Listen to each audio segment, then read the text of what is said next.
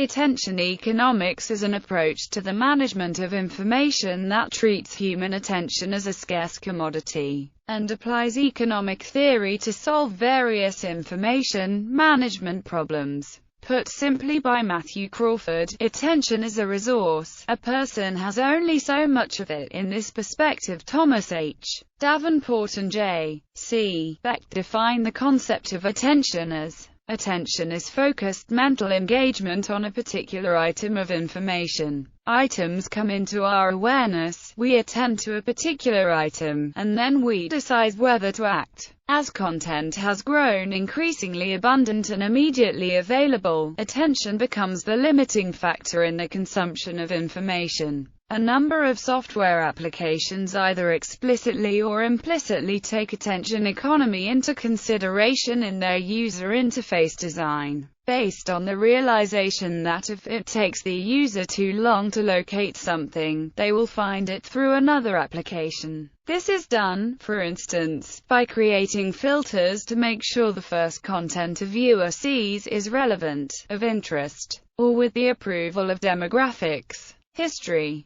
Herbert A. Simon was perhaps the first person to articulate the concept of attention economics when he wrote, "In an information-rich world, the wealth of information means a dearth of something else, a scarcity of whatever it is that information consumes." What information consumes is rather obvious. It consumes the attention of its recipients. Hence a wealth of information creates a poverty of attention and a need to allocate that attention efficiently among the overabundance of information sources that might consume it. He noted that many designers of information systems incorrectly represented their design problem as information scarcity rather than attention scarcity, and as a result they built systems that excelled at providing more and more information to people, when what was really needed were systems that excelled at filtering out unimportant or irrelevant information. In recent years, Simon's characterization of the problem of information overload as an economic one has become more popular. Business strategists such as Thomas H. Davenport or Michael H. Goldhaber have adopted the term attention economy. Some writers have even speculated that attention transactions will replace financial transactions as the focus of our economic system. Information systems researchers have also adopted the idea, and are beginning to investigate mechanism designs which build on the idea of creating property rights in attention intangibles. According to digital culture expert Kevin Kelly, the modern attention economy is increasingly one where the consumer product costs nothing to reproduce, and the problem facing the supplier of the product lies in adding valuable intangibles that cannot be reproduced at any cost. He identifies these intangibles as immediacy, priority access, immediate delivery, personalization, tailored just for you, interpretation, support and guidance, authenticity, how can you be sure it is the real thing, accessibility, wherever, whenever, embodiment, books, live music, patronage, paying simply because it feels good, findability, when there are millions of books, millions of songs, millions of films, millions of applications, millions of everything requesting our attention, and most of it free, being found is valuable. Social attention, collective attention. Attention economy is also relevant to the social sphere. More specifically, long-term attention can also be considered according to the attention that a person dedicates managing its interactions with others. Dedicating too much attention to these interactions can lead to social interaction overload, i.e., when people are overwhelmed in managing their relationships with others. For instance, in the context of social network services in which people are the subject of a high level of social solicitations. Digital media and the Internet facilitate participation in this economy, by creating new channels for distributing attention. Ordinary people are now empowered to reach a wide audience by publishing their own content and commenting on the content of others. Social attention can also be associated to collective attention, i.e., how attention to novel items propagates and eventually fades among large populations. Applications. In advertising, attention economics treats a potential consumer's attention as a resource. Traditional media advertisers followed a model that suggested consumers went through a linear process they called AIDA: attention, interest, desire and action. Attention is therefore a major and the first stage in the process of converting non-consumers. Since the cost to transmit advertising to consumers is now sufficiently low that more ads can be transmitted to a consumer than the consumer can process, the consumer's attention becomes the scarce resource to be allocated. Dolgen also states that a superfluidity of information may hinder the decision-making of an individual who keeps searching and comparing products as long as it promises to provide more than it is using up.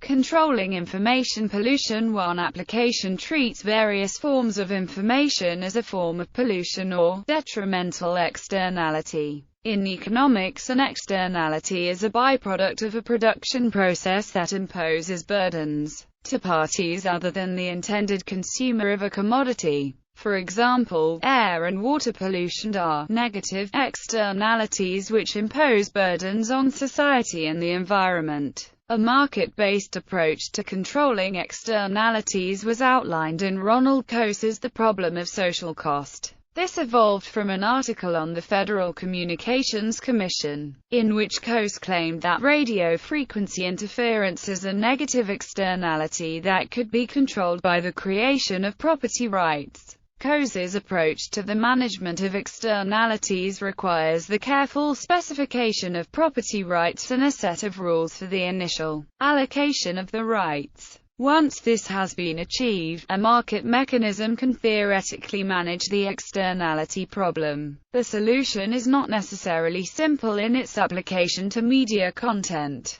Email spam. Sending huge numbers of email messages costs spammers very little, since the costs of email messages are spread out over the Internet service providers that distribute them. Thus, sending out as much spam as possible is a rational strategy. Even if only 0.001% of recipients is converted into a sale, a spam campaign can be profitable. Spammers are demanding valuable attention from potential customers, but they are avoiding paying a fair price for this attention due to the current architecture of email systems. One way this might be implemented is by charging senders a small fee per email sent. Often referred to as a sender bond, it might be close to free for an advertiser to send a single email message to a single recipient. But sending that same email to 1,000 recipients would cost him 1,000 times as much. A 2002 experiment with this kind of usage-based email pricing found that it caused senders to spend more effort targeting their messages to recipients who would find them relevant,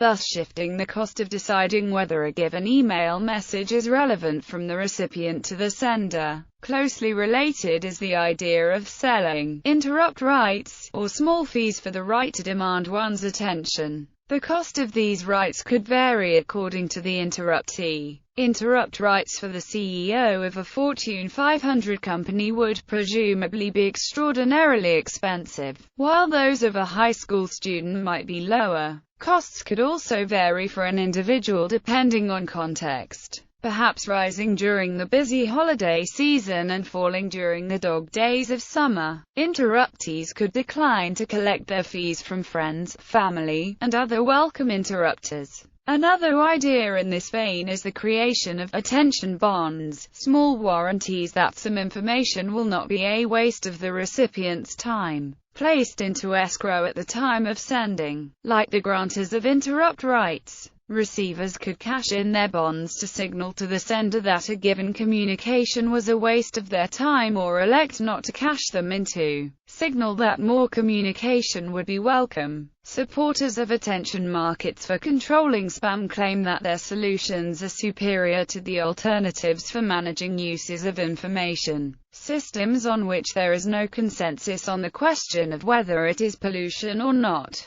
For example, the use of email or text messages for rallying political support or by non-profit charitable organizations may be considered spam by some users but legitimate use by others. Laws against spam put the power to make this decision in the hands of government, while technological solutions like filtering technologies put it in the hands of private companies or technologically savvy users. A market-based solution, on the other hand, allows the possibility of individual negotiation over the worth of a given message rather than a unilateral decision by a controlling party. Such negotiation itself consumes attention and carries with it an attention cost, though. Web spam as search engines have become the primary means for finding and accessing information on the web. Like other information systems, web search is vulnerable to pollution. Because the web environment contains profit-seeking ventures, attention-getting strategies evolve in response to search engine algorithms.